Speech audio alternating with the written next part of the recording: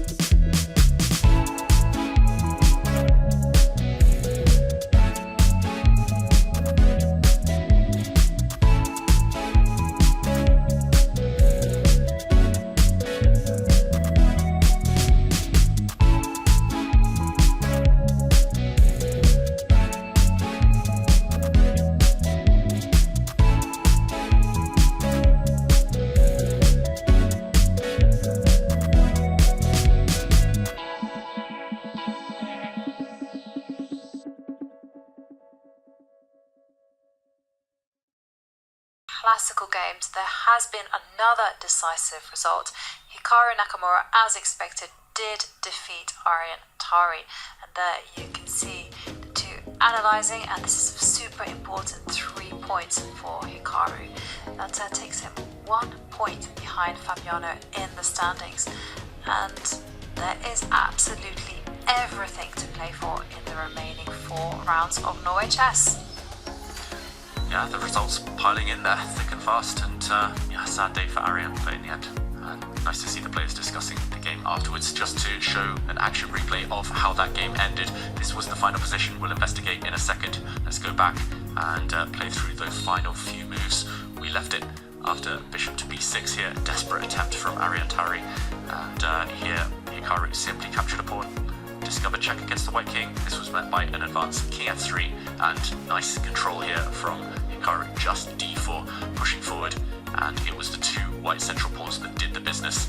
Here, eventually c5 did arrive. Nice trick here, don't take the rook, because your rook would fall, but after c5, the last tactic to finish the game, knight d6, and c takes b6. This is winning, because, for example, after rook takes rook, b7, and no way to prevent promotion. A queen would appear next turn. Beautiful technique, and all 3 points for Hikaru Nakamura. Absolutely, and after all that action, I think it's the perfect time to take a breather, and we're going to be seeing you shortly after